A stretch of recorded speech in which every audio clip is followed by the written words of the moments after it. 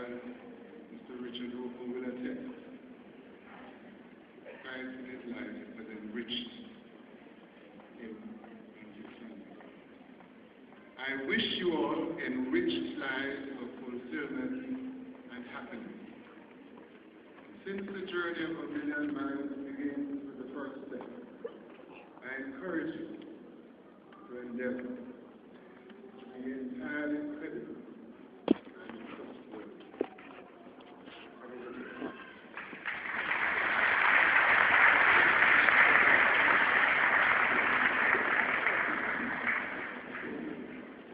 I have a couple of corrections or omissions to address before we continue.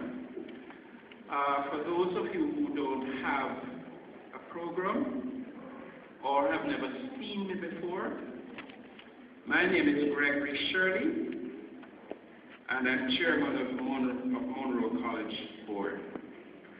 I also want to recognize some board members who are here, and we have sitting on the platform Mrs. Joy Keane. She represents the community on the board. And we have a most valuable board member, Mr. Keith Bell, and I think Mrs. Bell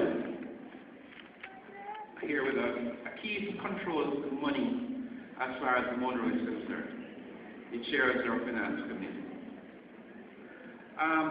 I'm going to take a little bit of liberty with the chairman of the Monroe Dickinson Trust. He's my friend, and I think he will grant me such a position. He is not the guest speaker. Just to let you know, we still have our guest speaker here. And I was wondering whether or not he got into England at all.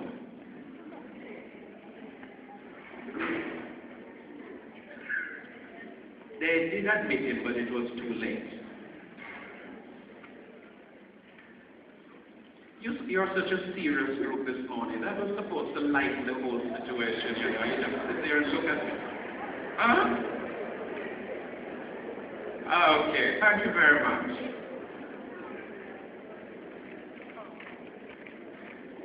Next on the program is a musical item, and it's called Suncatcher, and the Monroe College Band will be doing that for us.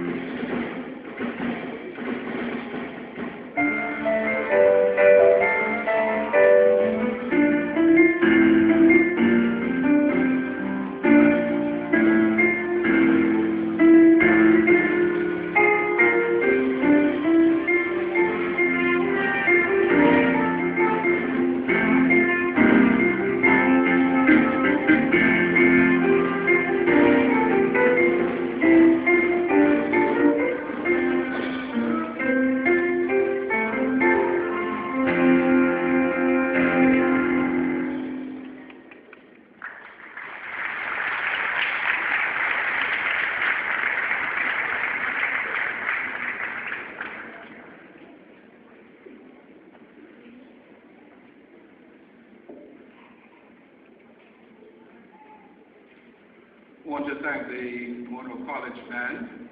I must tell them every time I come here and hear them play, they seem to get better and a little bit more sophisticated. Thank you, our band leader down there. Next up is our principal, or headmaster, to give the principal's charge, Mr. Albert Korcher.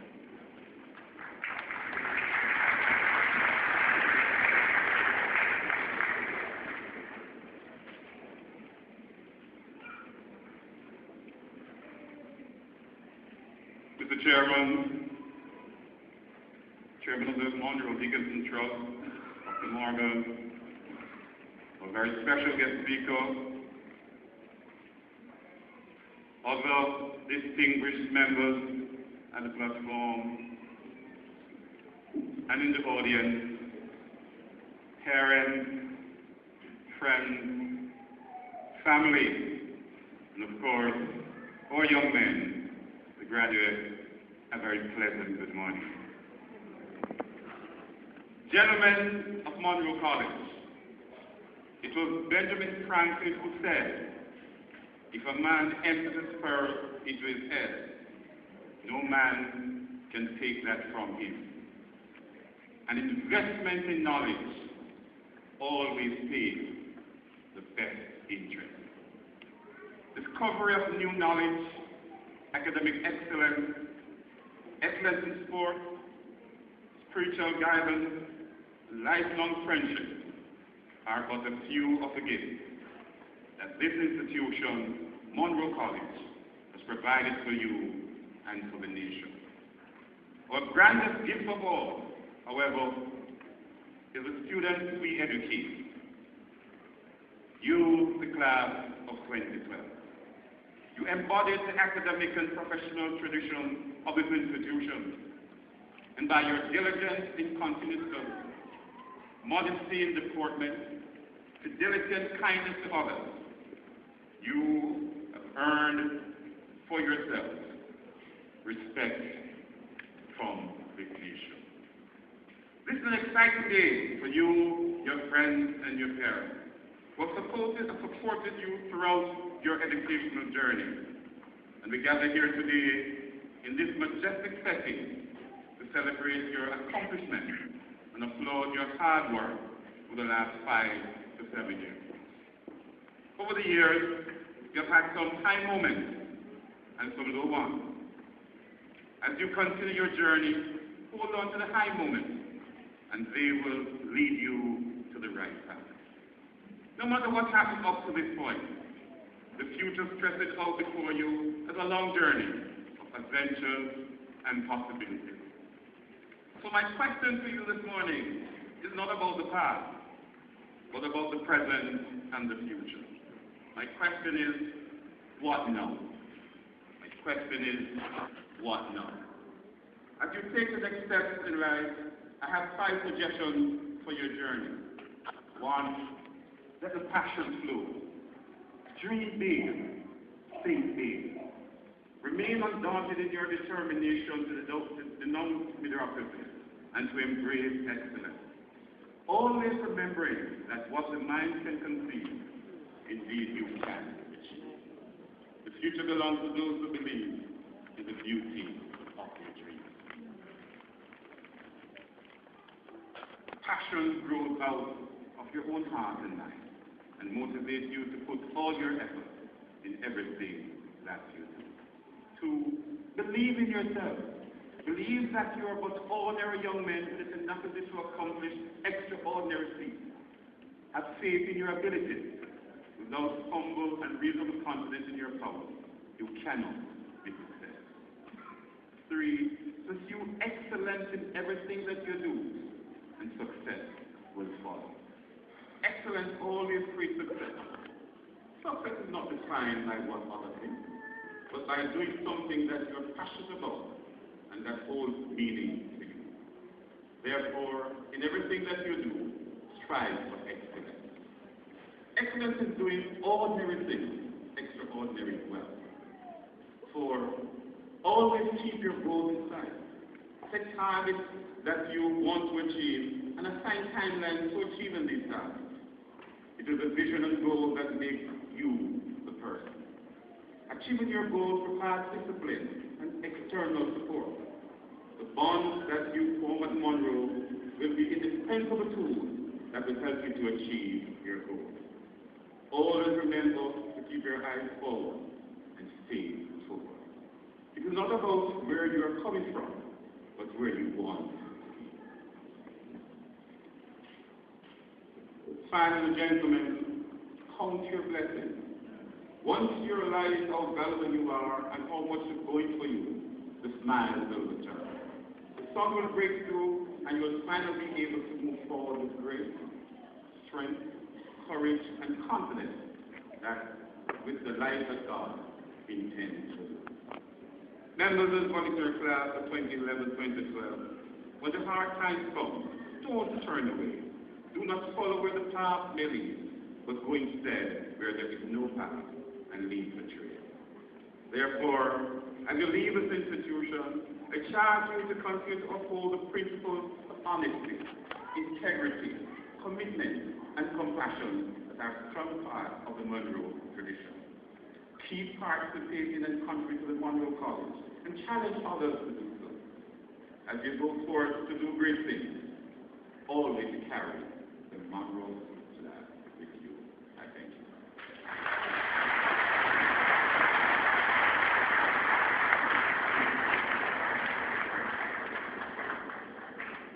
This is a slight charge from me to the graduating class of Monroe. And the charge is,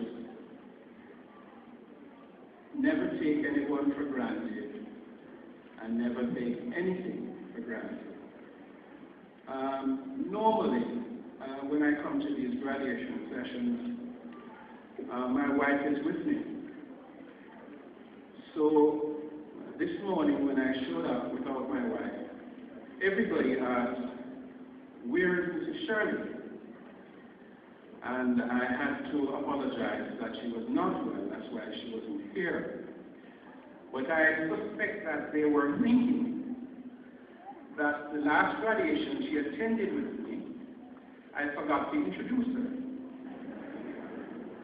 And it took me from here to Kingston to convince her I hadn't taken her for granted.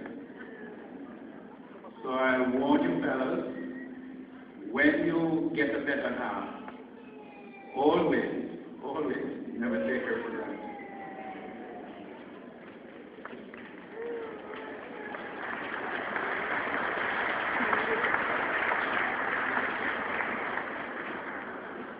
We have a scripture reading which will be read for us by Malik David.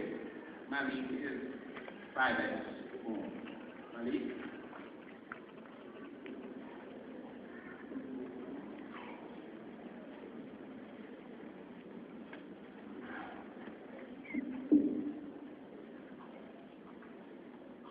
To our chairman, Dr. Brian Morgan, to our distinguished guests on the platform, friends, family, and most importantly, to our graduating class of 2012, present, good morning. Our scripture reading, it is written in Philippians 3, verses 13 to 21, and it is written thus. Brethren, I count not myself to have apprehended, but not forgetting those things which are behind, and reaching forth unto those things which before, I press toward the mark for the prize of the high calling of Christ Jesus.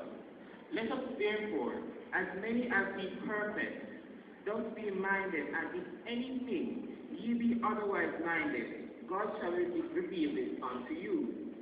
Nevertheless, whereunto we have already attained, let us walk by the same rules, let us mind the same things.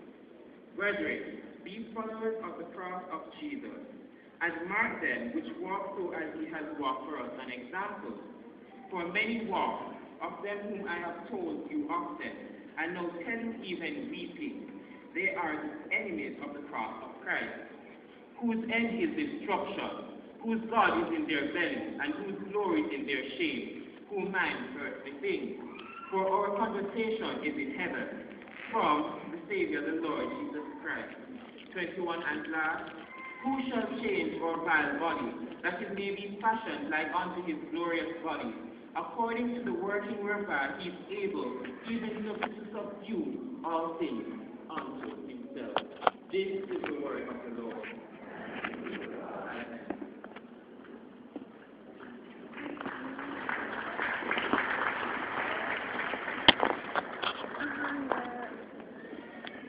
To introduce our guest speaker, I invite up to the podium Marco D. Brown. He's an optics student.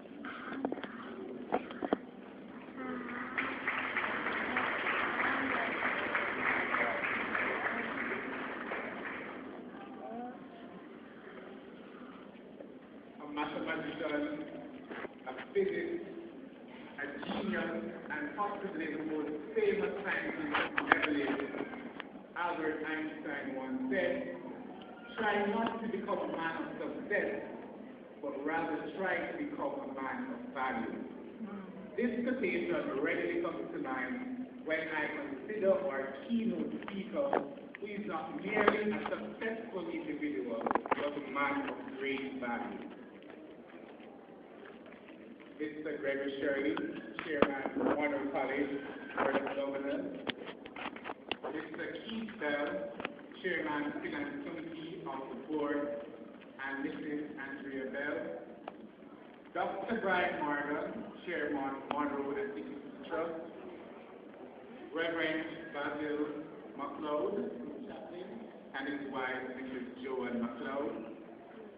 Mr. Christopher Boyle, keynote speaker, and his lovely wife, Ms. Michelle Bovell. Mr. Albert Carter, headmaster Monroe College, and his wife, Dr. Carl Branson Carter. Mrs. Alcyon Morgan Brownfield, vice principal, Monroe College and acting commission. And Mrs. Sonia Neal, vice principal, Monroe College in pre-retirement. Mr. Ashley Scott, PTA president, and other executive members of the PTA. Mr. Branford Gale, former principal, and his wife, Mrs. Dolores Gale. Other distinguished members on the platform and in the audience. Mrs. Heather Murray, headmistress, Hampton School. Mrs. Ethel Beckford, vice principal, Hampton School. Honorable Dr. Peter Phillips and Mrs. Sandra Minor Phillips, Dr. Wickham McNeil and Mrs. Sheila McNeil, Mrs. Olivia Babbitt Grange, members of the academic, ancillary, and administrative staff, present Monroonians, parents, guardians, and friends. Good morning. When I was first asked to introduce this luminary, I read his biography and was astounded by the letters behind his name. I almost found myself reciting the alphabet and in most instances disregarding the rules governing the alphabet. N-A, L-L-M, C-D, and J-P. And then I remembered I was at Monroe. And that meant I knew that these were no ordinary letters, but indeed abbreviations according to those of the finest ilk. The gentleman who I've been given the esteemed task of introducing is an attorney at law by profession.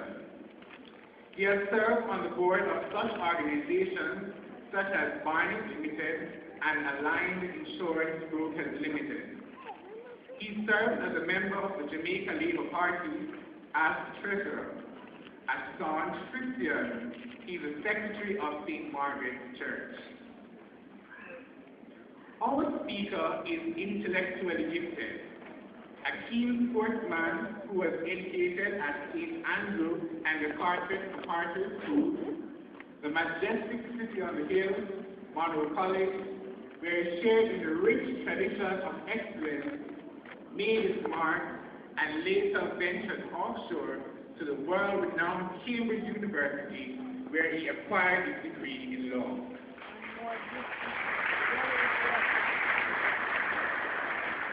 Ladies and gentlemen, it is no doubt that the Monrovian linkage stands paramount to the factors contributing to his success and most of all, his value to society.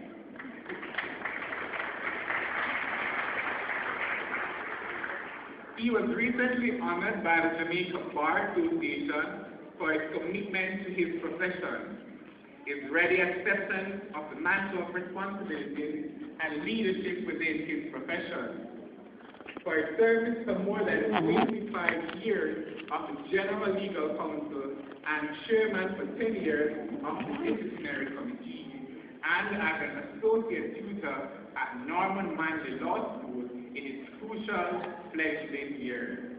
Ladies and gentlemen, do you agree that this man is indeed of great value to our society?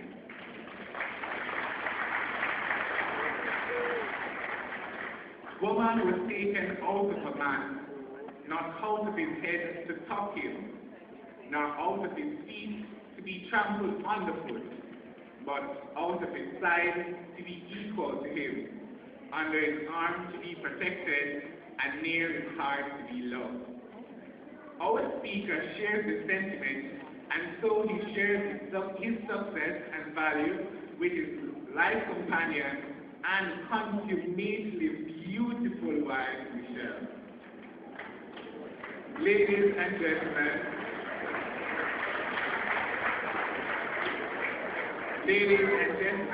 they are today approaching their golden anniversary and still launch in their arresting love. He's a devoted brother of 2 siblings, father of 6 children, and now 18 grandchildren. And family has always been and remains a stellar factor of the fiber of his life. With all his successes, accolades, distinctions, and honors, including conferral in the 1994 of the Order of Distinction Commander Class, he remains a coy and humble man, quick to offer his broad insight and extol the success of others. He is entirely incapable of self-promotion, an erudite and a well-informed man, aware of the past, but always with a keen eye to the future, knowing that losers live in the past, winners learn from the past, and enjoy working in the present towards the future. Surely, the merging principle through all this in his life has been and continues to be Gandhi's prescription of living, which is the best way to find oneself is to lose oneself in the service of others. Ladies and gentlemen, it is my esteem to now present to you a remarkable individual, a giant in action, a legal spark, a distinguished scholar, a moral exemplar, and a Monrovian true to the mantra of service above self, Mr. Christopher David Wright Babel.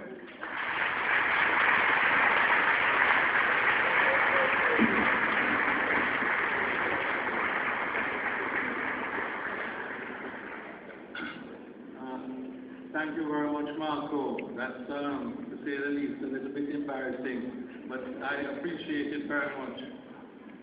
And I also congratulate you on the delivery. You obviously have a good future ahead of you.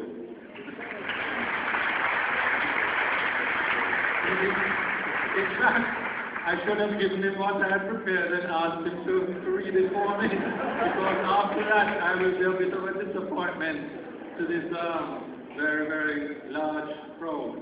Anyway, very briefly, I should start by saying Master of Ceremonies and Chairman of the Board of Governors, Chairman of the Trust, the Headmaster, distinguished persons on the platform, Ministers of Government, distinguished guests, and I don't want to call names, but I have to make an exception here. Mr. and Mrs. Roper. Mr. Roper was my headmaster when I was here. I had 2 headmasters. I can't believe it. owe a lot to him. He was there in the second half of my 6 years at Monroe. Anyway, also to the students, the graduating students, other students, parents and guardians and friends, welcome, and I'm very glad to be able to speak.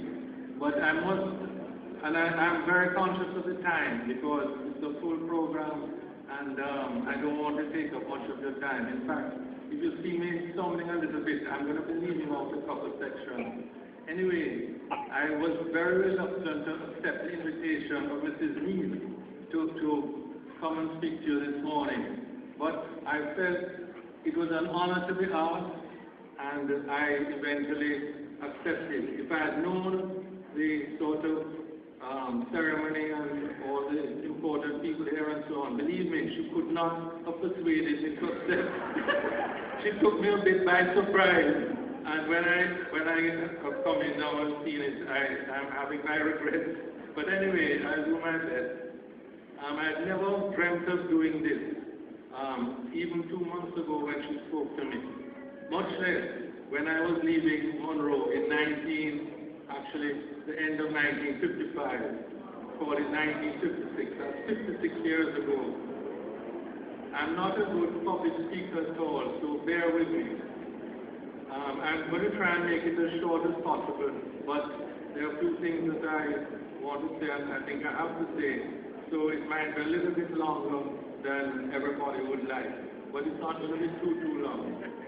One of my primary tasks this morning is to congratulate the graduating classes and boys who are leaving Monroe at the end of this term, and this other task is to give them some advice on their future careers. You've actually got some excellent advice from the headmaster and also from the chairman of the trust. And I just say that I hope that the school will print their remarks and give them to the boys graduating because they're well worth keeping and referring as you proceed in your future life ahead. It gives me great pleasure in congratulating you all for your very significant achievements. I've seen the results of previous years, and they are truly remarkable. When you read about it in the Gleaner or other newspapers and hear about it, you don't, or at least I don't, and I don't think most people fully realize how excellent those results are. In 2011, in Cape, 57 of 59 students passed 3 or more subjects in upper 6, and 71 of 82 in lower 6. When I saw that, I could not believe it. It is tremendous. In the same year, 2011, in CSEC, 123 of 132 students passed 5 or more subjects in 1 or more sittings. Again, excellent. There were 2 students who passed 11 subjects and 11 students who passed 10 subjects. These are really outstanding results.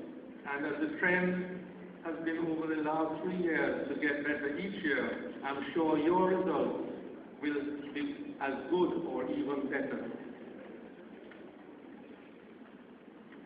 I must also congratulate your teachers who have truly shown their dedication and ability as teachers to nurture and guide you during the 5 or 7 years that you have been at Monroe, going from 1st to 5th form and on to lower 6th and to upper 6th form.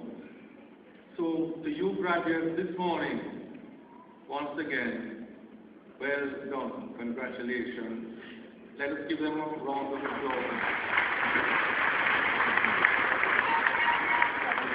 I must also congratulate and thank the parents and guardians who have stood behind you during these years, which have culminated in this valedictory service today. I'm sure you all must be as grateful to them as they are proud of you today. Let us give them, the parents and guardians, a round of applause. I will not dwell on this, but I'm sure we all know, either personally or can imagine, some of the sacrifices that have been made by your parents and guardians to ensure that you have been able to successfully complete your school career. All right, let me turn now to my second task, which is going forward. And that is to speak to you about when you leave Monroe, having graduated and go into the wider world. And as I said, two previous speakers dealt with that very, very ably. But I'm going to try and approach it from a slightly different angle, luckily for me. Otherwise, you'd have heard much of the same. In some cases, you will be going to tertiary education, in others to seek employment. In both cases, it may be locally or overseas. Do not think it will be easy. You have been sheltered and protected here during your years at Monroe. Some of you may feel it was a tough, hard time, and when you become big young men, you will have the freedom and fun to enjoy life, which you did not have at Monroe. I'm afraid to have to tell you that it will not be easy.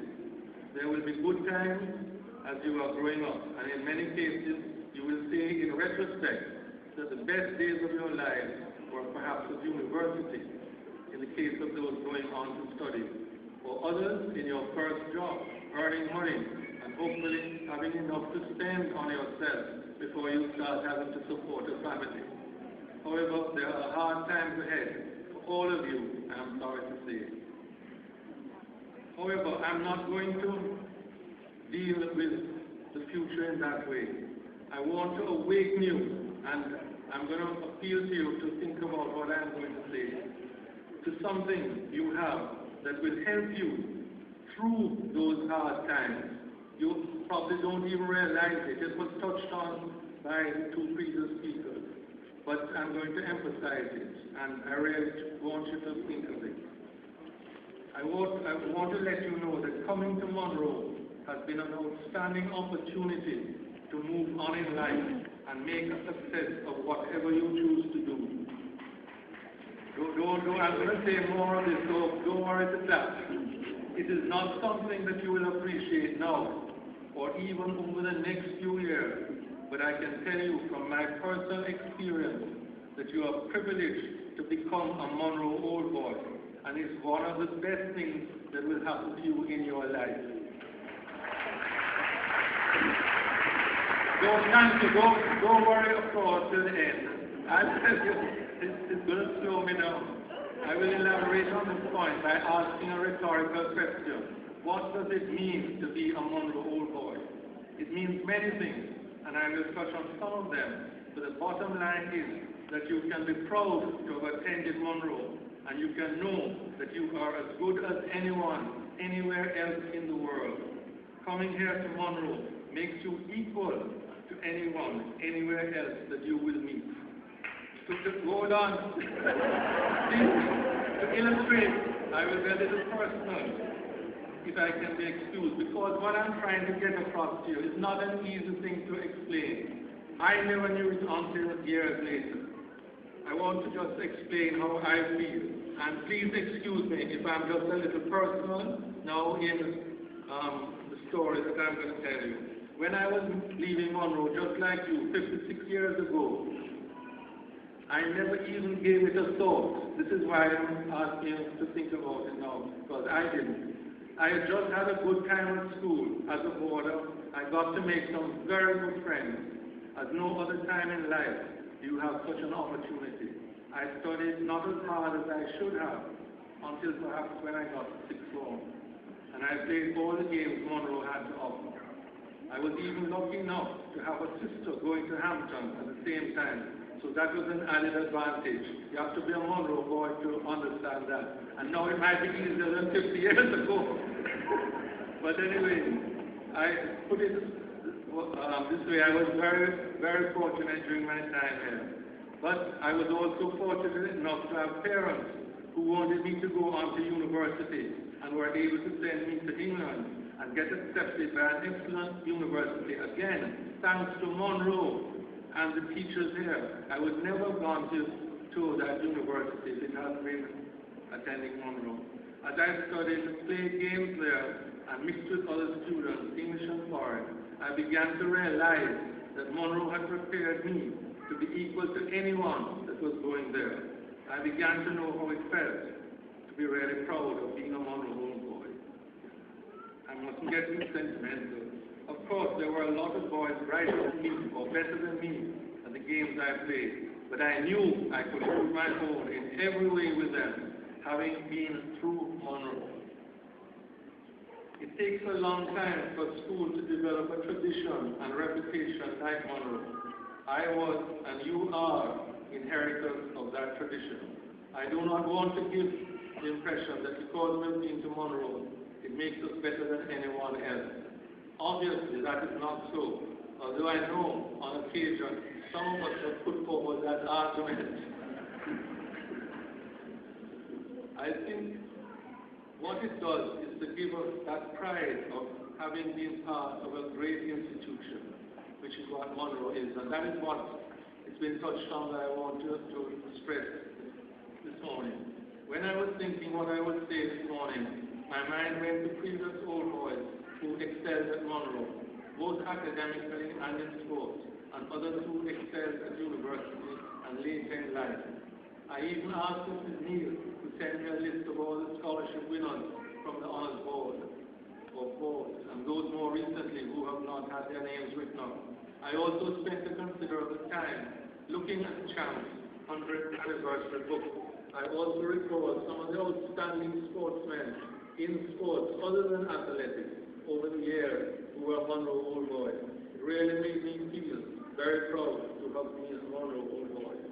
And I'm just going to take a few time, and non-Monroeans who are here, please forgive me for going back in memory lane. I'll give a few examples. In athletics, I'll mention a few names. Lindy Delafena, who became the first Jamaican professional footballer in England.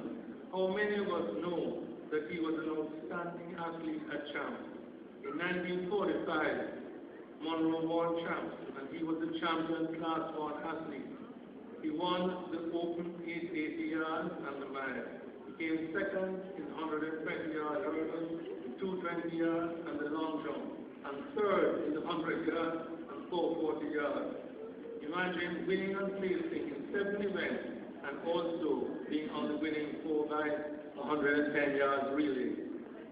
In 1947, Monroe won Champs again, and this time the equivalent star was H.D. Ferguson, Class 2 champion. He placed in 6 events, winning long jump and hurdles, placing second in 220 yards, 440 yards and high jump, and third in the 100 yards. Monroe won Champs again in 1948. This time, Vin Longfen excelled, winning both the open 880 yards and mile races. The team was outstanding, getting first and second in both Class 1 and 2 hurdles. Ronnie Cooper winning the full gold. Ronnie Cooper, people wouldn't remember the name, but he was an outstanding Jamaican athlete. Number 1 in tennis, played football in goal, I think, for Jamaica as well. And I mentioned Swavey, who won Class 1 in the 100 yards that year. Finally, in athletics, I should remember somebody who was at school with me, David Linder, and I saw him win the champion athlete prize in Class 2, and then go on the following year. This was 1953 and 54, and then repeat in Class 1 in his first year. That is something that I think is very, very unusual. And I don't want to prolong it. In soccer and cricket, Ron Sturdy, who was the 1936 Rhodes Scholar, represented Oxford in cricket and soccer. Ian Ramsey, QC, centenary scholar in 1948, got his boxing at Cambridge. So did Vin Longfen in cricket. He was the agricultural scholar in 1951. More recently, although still 50 years ago, Mervyn Morris, another Rhodes Scholar in 1957, got his blue and captained Oxford in tennis. We continue to do well in sport, and in athletics in particular, Monroe has done extremely well. This year at Champs, I think requires special mention, and I'd like to congratulate the team and its coaches for their excellent performance. You can please, you can stop that. I think the best Monroe has done, although they have been getting better and doing well at Champs for many, many years. In academic scholarship, Monroe has also done extremely well. We have won 35 Jamaica and 18 Rhodes scholarships. When you think of that as a percentage, remembering that those scholarships have been alive for about 110 years each, think of it as a percentage. Monroe has a very, very high percentage of scholarship winners. In fairly recent times, we had one student, Nigel Clark, who won the Jamaica Independence, the Commonwealth, and the Rhodes Scholarships. 3 scholarships and top scholarships. This is really an exceptional achievement. Those are some of the things that we can look back on. And I won't mention their names or anything, but Jamaica's had since then, I think, 2 Jamaica scholars, but unfortunately I don't think any Rhodes scholars since then. So the boys who are still at school, you know what you have to do. I should end this recollection by remembering while we celebrate our 50th year of independence, and I emphasize nothing political intended here, but in the first cabinet of independent Jamaica, Monroe had 6 members: Sir Donald Sampson, Dr. Herbert Eldemeyer, Ken Jones, John Giles, Sir Neville Ashenheim, and Roy McNeil, who coincidentally, I think is a granduncle of one of the graduates this morning. I should also say, and this is a personal opinion, probably the best cabinet Jamaica has had since independence. 6 out of 15, in those days the cabinet was only 15. So that was 40% of the cabinet, the first cabinet of independent Jamaica, made up of Monroe old boys. That's what I'm telling you about, why I'm telling you about it. Just because of the significance of Monroe.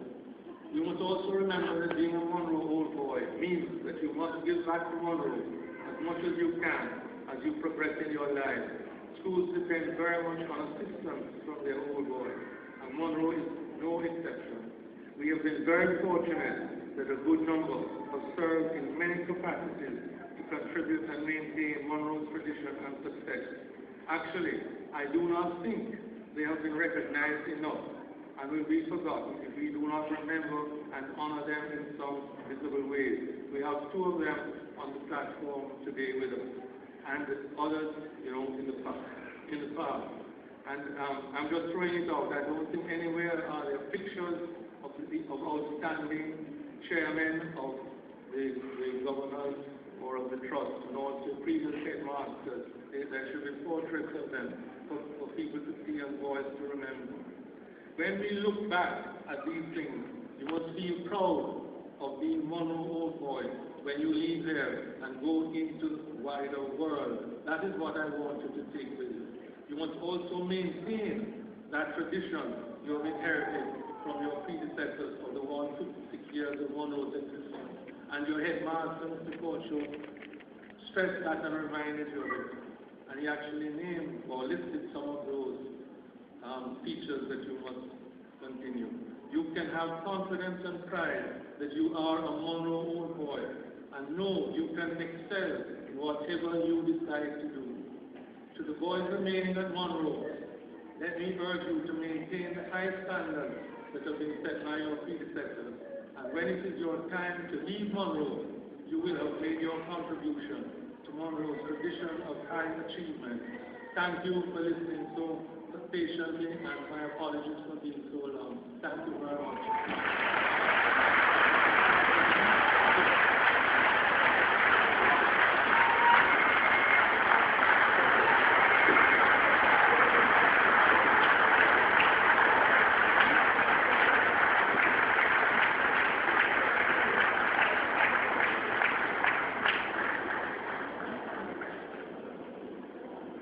Since our guest speaker has gotten such a warm reception, I will admit to him being my friend.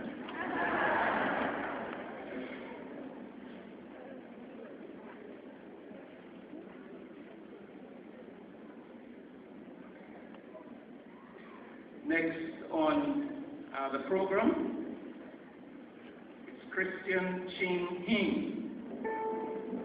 Christian is in 2X, he's the second former, and he'll be doing a music highlight for us.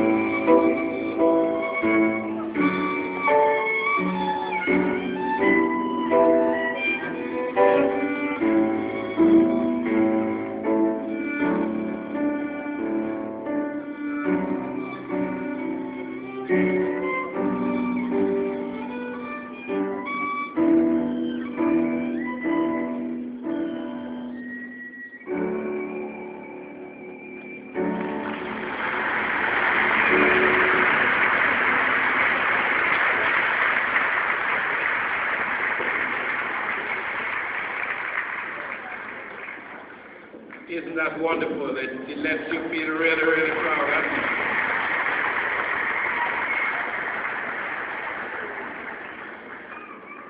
Next on the program, we have the valedictorians address. And I'm warning the valedictorians who are coming up here. It's not necessary for you to go through that long list of people who are here. Your colleague has already done that for you. So just say as my colleague has said. So I'm going to be inviting up Mr. Kamai Brown. He's going to do the address.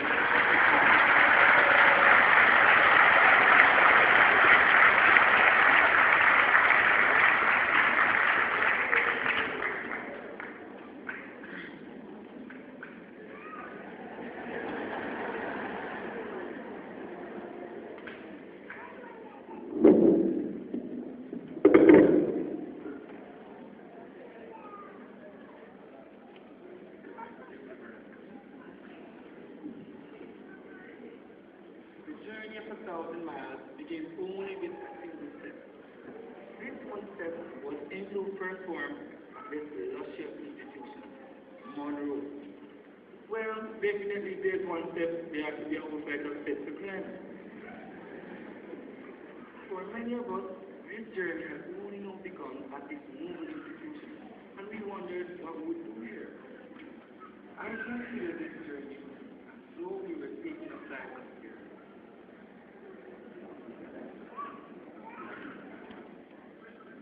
I consider this journey as though we were taking a flight of spirit.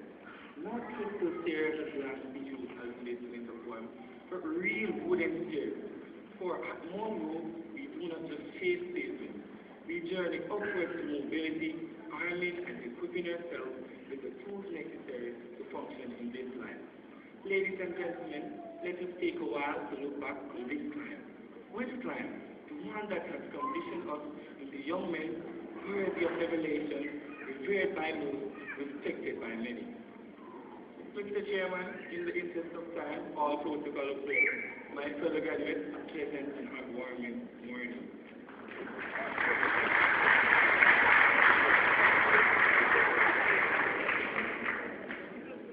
Yo, the chief that results come out, you know. Big man thing, I lie at them. Wonder which school me apart, sir. But we find out, no? Monroe, I can't Monroe. Big man thing. Monroe is like the best all-boys institution in the Western Hemisphere, you know? Well, really, you know? Right now, we're too happy. Expectations were high. Right now, we're happy to confused. But you know what I mean? It's empty, so it's half a shell.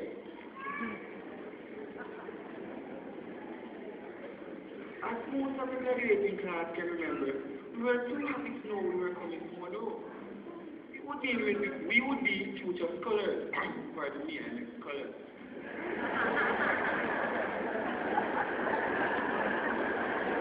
On the day of orientation, we were greeted by the children was somewhat finished the voices of the prefect and warned of the horrors of the goals of school and pregnancy. This made the initial stages of the journey somewhat terrifying. The wind's cold embrace and the ominous whistling of the willow trees more so heightened the fear among us. Strict rules, inflexible sanctions, vile legal footballers, and so many Adidas and Nike shoes, we thought it was boot camp. We were sharply divided by seniority. This was where we realized that the margin between a boy and a man was somewhere between the cover of the book and the last page. We realized that Monroe in all its senses meant was time to be a man. For many of us, it was the first time we would be away from the comfort of our home.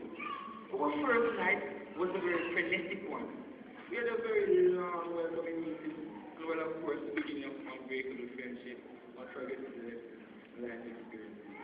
The night was so cold that our food and joints restricted and shivered.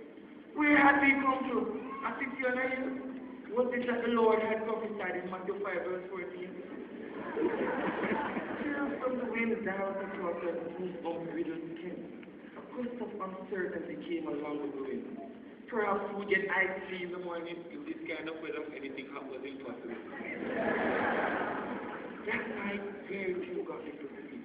The new atmosphere and the creaking screen beds were just not suitable for this winter-like weather, nor as comfortable as our springtime scented cradles and kids at home.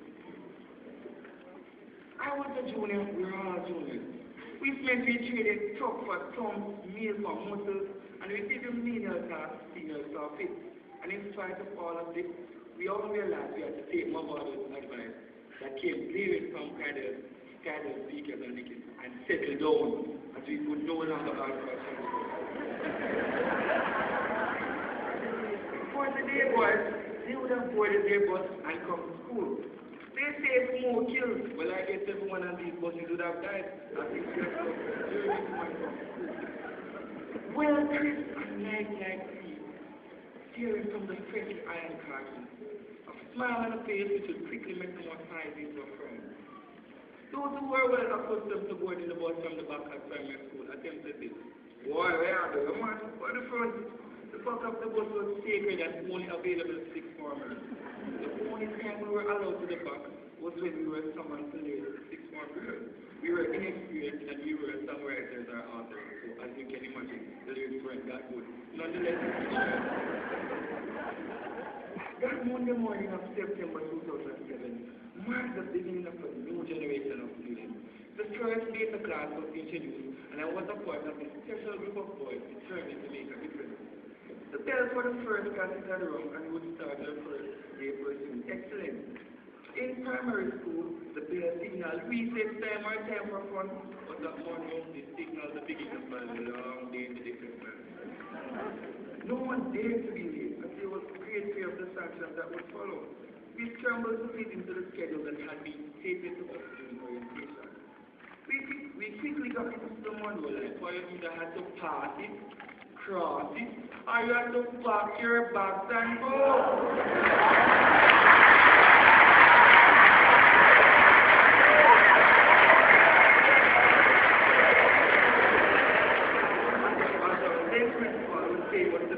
Occasion, especially in persons who are being expelled for infractions of the school rules.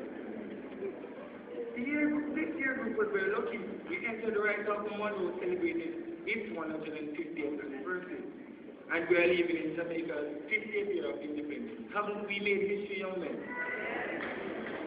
Well, at the beginning of the first year, we celebrated with a welcoming feast. By now, anything outside the rations of the dining room would be considered as feast. Well, the lovely gentleman ladies filled the auditorium and added their feminine touch. Many of us were overjoyed with the feeling. After all, we had been around men for the preceding months. What opportune time to boast our elegance and class. Too bad this was the church. We had to wear a chapel suit. Boy, were we hot. Ladies couldn't help but notice us.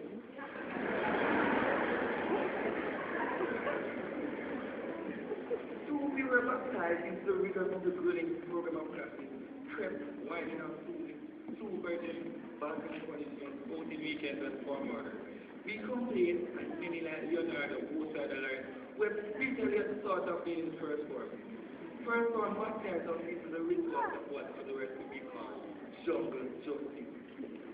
By second form, we became very fond of the food.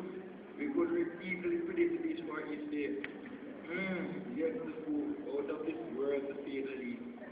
Well, I must say the catering staff was very generous with this particular thing. The UFO, identified food objects.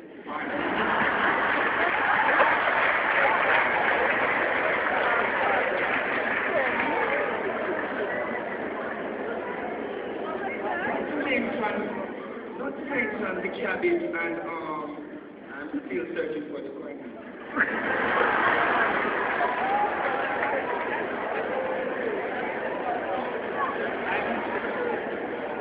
must say though, the most anticipated dish of all time, that served in my life, fried chicken and chips. Usually a particular teacher would interject, bro, I'm serving for supper. Fried chicken, sir. And he would hurry up, unlike us students who had to wait in the long lines that shed in the tennis court. No one dared to talk and step out of line. No one wanted to go to the back.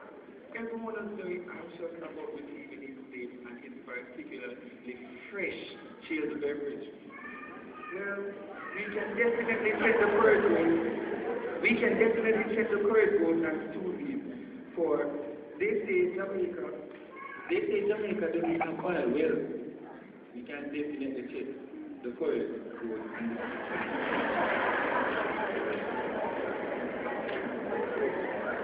We searched everywhere for chicken corn. As we wondered where Mono had gotten his large supply of eggs from. We had eggs prepared in every The dining room was our KFC, at work on campus still are going to pepper. And it's a food shop based in morning. Sure enough, our year supervisor, Ms. Paul, welcomed us in the second floor, but we found out that our attitude had to match our attitude, so we rose to the occasion. But it wasn't the easiest task.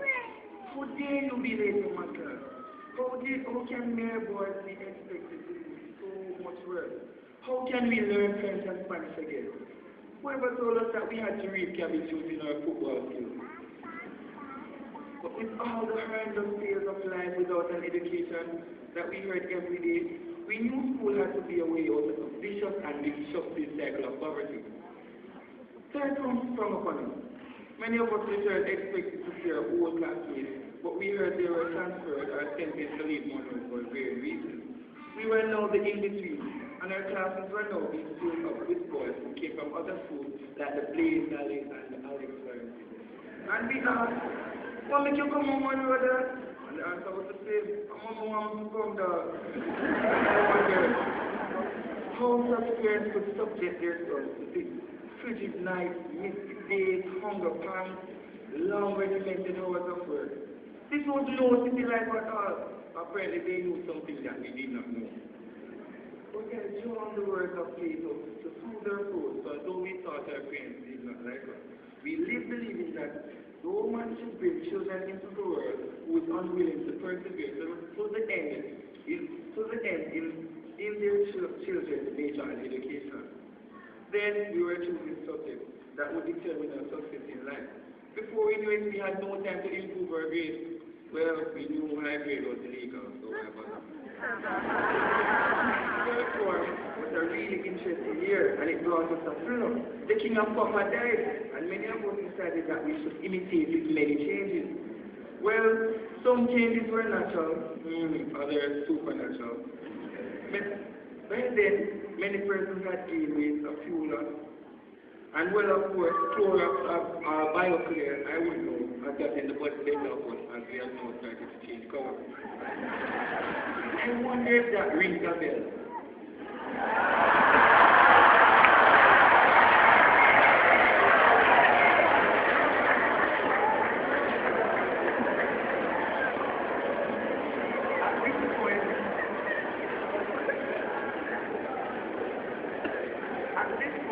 Many of us became more mature.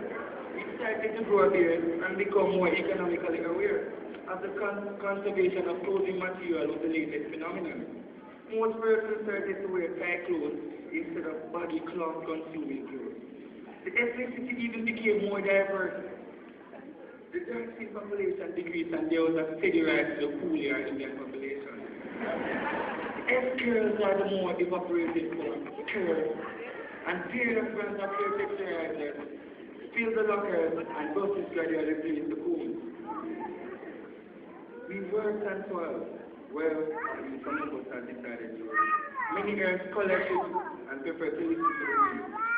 We did the willows rather than the voices of Mr. D, Mr. and Mr. Scott. Well, we felt like we were ready to tackle the exam, but flying through was rampant in the air. Preventing our exams, end of year exams from taking place. Feelings of elation filled the air. As we were free from exams and we got an early start to the summer, no one considered that the following year would mean the full start of the season syllabus. We were stuck in the fourth form, where many men would think they were seniors until they were to meet the new principal. We heard of this man being a military, no-nonsense man. And we were not at all pleased, so we were saying goodbye to Mr. Bradford Hill, who had welcomed us into this institution and had instilled in us a desire to work, a desire to excel despite our circumstances. At this point, sir, I pay tribute to you who were at the helm of this institution and saw the need for a beta class or a better class. These among the others, the many legacies that you have left behind. The fourth form year, we were large and in charge. We were now seniors and we became very fond of one another. Many significant events happened that year. Well, the incident of the bus evening in summer.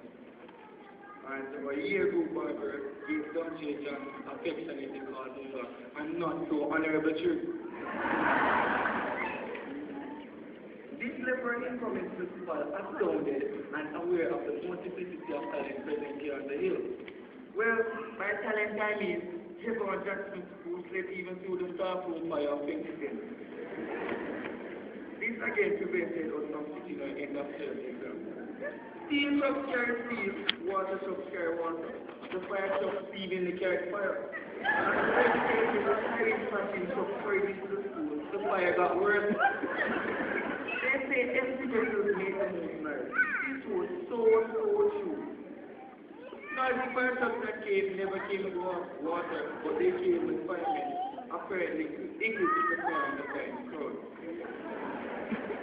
One girl singing came one fire. But little did we know that our history would give way to the staff who being upstairs, and most of us would have difficulty getting our spangy big part upstairs. For such a talented year group, I would need a team book to record our accomplishments. Just to list a few, while in class 3, Russell Maxwell held the world fast at Junior 4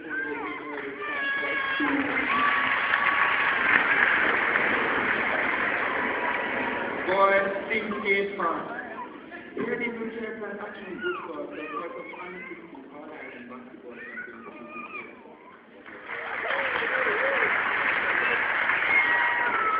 As a matter of fact, Akin Force excels at every sport, whether it is speaking about winner or the other. The multi-talented person also includes J.D. Maxwell, Wade Cole, and of course, Leonard who broke many records. Again, time flew by before his records were shattered, and he utilized massive expertise by striking for the Dr. team. As we are mentioning striking, Andrew O.G. Grant gave an absolute stunner to what it was in his own goal. And how could I forget the deacon all-rounder, Hussein Black, affectionately called Mother? Well, I figured because of his dirty game. The Cove Fifth Form dominated hockey team seems to have won every competition they entered. I must acknowledge the barbers, Shane Smith and Levar Newman, the DJs, Paul, DJ, Pablo Richard, Cache, DJ, Handy James, Alex Cable Stewart, and TC resident DJs, DJ Mikhail Sentamon Brown, and Tyro DJ Naztek Molly. He's very good at running the chat. The comedians, recorder DJ Copper Russell, and O'Keefe Cummings affectionately called Ben. And part-time is yours truly, the fire master Jevon McPherson and Ishan Duba. Not to leave out the sports day event for a mini champ with the likes of Coach Mr. Joseph in his green outfit, and the PP Greens did dominate on the green, probably only we took from Calabar this year. And let me not fail to forget the many academic accomplishments. After all, this is what school is about. The U.S. Embassy's Performance Award in Math and Science, Literature and Most Improvement to Champion Booker, Corey Scott, and Mikhail Boyle, respectively.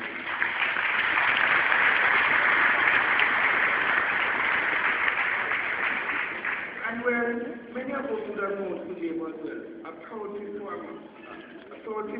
of this year's 15 that placed third overall Ireland, is also the student council president.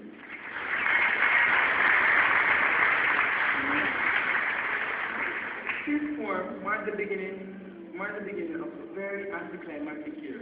We stepped into fifth form, yes, safety year, SBA time, the beginning of sleepless nights, where study, or rather playing Call of Duty or FIFA. And of course, the half or official party top. Good memory. As we ventured into the year, hurrying to get this leave done, handed in and marked, many of the graduating class can remember the sinister laugh of Mr. T as he carried his SBA box. If anyone dared to carry the SBA himself a minute late, yeah man, you would have won.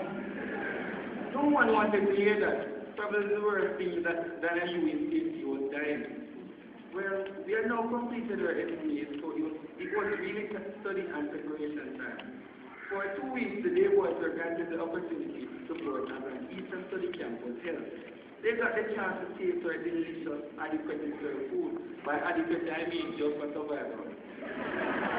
They now got the opportunity to sleep on a box shade in sealed mattresses and taste the pipe that breathes ice. Who said one really needs a fridge? These 2 weeks were nothing but fun filled. Well, educational, of course, as we attended classes, and we began to study in between the long sessions of father playing. We definitely missed the back father for it. Soon enough, we began to sit our exams, and then in no time they had come and passed in every sense of the word. You might ask, how were these exams? Well, if you ask an English student, impressive, a math student, well calculated, a Spanish student, fantastic, a woodland student, amazing, a chemistry student, well reactive, a biology student, hard holding, and a physics student, measured, like Mr. Rose. With their theory responses, the result separation is not only possible without their education. I must say, Monroe has some of the most qualified teachers in Jamaica. By qualified, I mean all-rounded. They are not just teachers, but mothers, fathers, brothers, sisters, and integral parts of the Monroe family. It takes a good heart to be a teacher. That's why leaving Monroe receives many heartfelt responses. Monroe is one of the few schools that teachers and students have such a close bond where they interact as a family and the margin of respect is still preserved. We will never forget the teacher versus fifth form football games with Mr. Blake's commentary, Mr. T's hunger for the ball, Mr. Cole's perfect control, and Mr. Brown's impeccable finishing. I must acknowledge the work of the administration, the expert guidance of Mr. Albert Carter. Well, not to forget his barber skills. He's very quick to shoot anyone who has tall hair, failing to add hair to the school. Mrs. Sonia Neal, the motherly, articulate, and effervescent vice principal, who is on pre-retirement leave, and the affable, dignified Miss Anthea Morgan Brownfield, who was called upon earlier in this part of the term to act in the capacity of vice principal and is still serving in this capacity.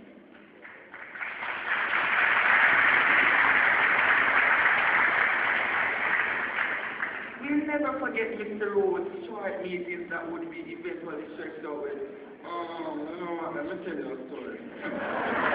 What's funny?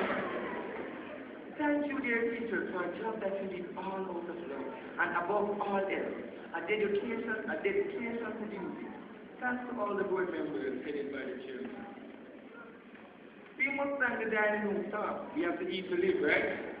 We also extend thanks to the ancillary staff and of course the top shop staff for relief at that time. Don't worry parents, we could not afford nothing. You pay the rest along with the other bills you would have incurred. But most importantly, your emotional, physical, and of course financial support provided us with the fuel to let your life be seen here on the hill. Mr. Corsham, yeah man, we're going home, finally. And to my fellow graduates, as we go over very fast. Not anymore can we feel insecure about the law, but we can feel safe to say the values inculcated here at Monroe will live and flow through our veins as we spread our light wherever we need to. Vince Lombardi reminds us that life doesn't show how to go to the stronger or faster man, but sooner or later the man will be carried. So to my fellow graduates, I challenge you to remain focused, determined, and believe in yourself. I wish you all the best in your future endeavors. The journey doesn't end here, but it's the next step into a future life. The climb you started continues outside of school. Whether day boy or boarder, slim or fat, tall or short, whether shoes or beaslets, CC All-Stars, or Coke Fisher, Dickie the Stallion, or Harry Swan men, Sam Seven, Generali or Torres man, we have one thing in common. We are Mononians, young men of honor, pursuing excellence and leading by example. Thank you.